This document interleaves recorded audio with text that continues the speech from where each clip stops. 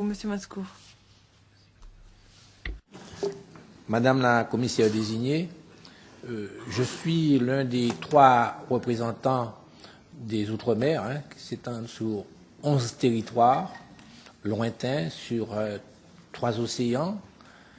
Et j'ai bien écouté votre réponse concernant la conditionnalité macroéconomique, mais je voudrais simplement attirer votre attention sur les conséquences désastreuses d'une application dogmatique de cette disposition pour les Outre-mer, qui souffrent déjà des handicaps que vous connaissez et qui ont parfois beaucoup de difficultés à assurer le développement économique de leur territoire.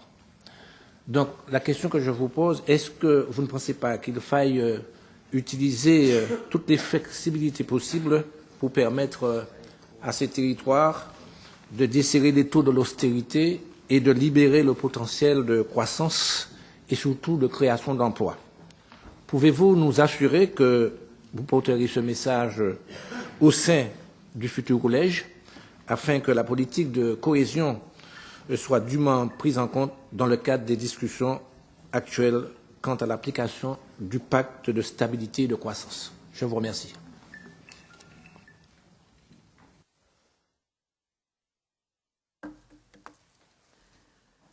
Mulțumesc foarte mult.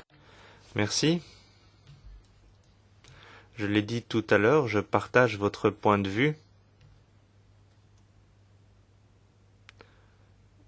Et le point de vue également de votre collègue de la Réunion, qui manifestait sa désapprobation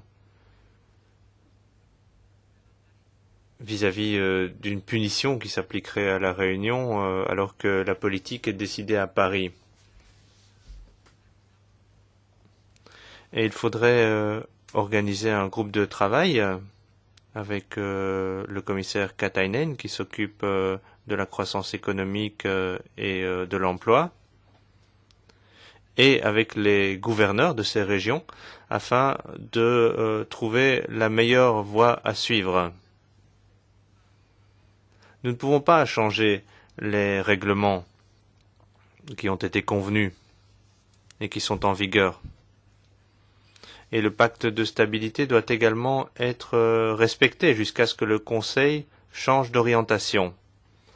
En novembre, cette proposition de la présidence italienne sera examinée, mais je ne pense pas que nous utilisons suffisamment les souplesses déjà inscrites dans le pacte de stabilité.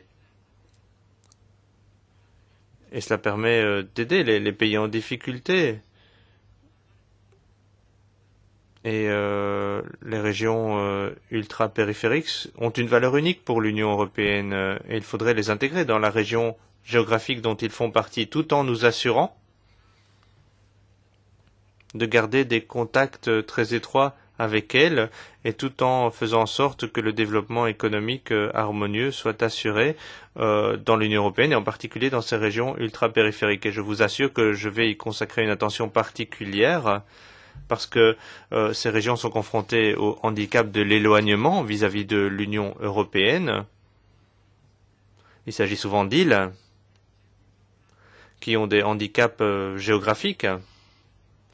Et dans le cadre financier pluriannuel actuel, j'espère et je suis certain que nous allons négocier des programmes efficaces et bénéfiques pour les populations des régions ultra-périphériques. Elles ont un statut spécial qui est reconnu par le traité et que nous allons encourager.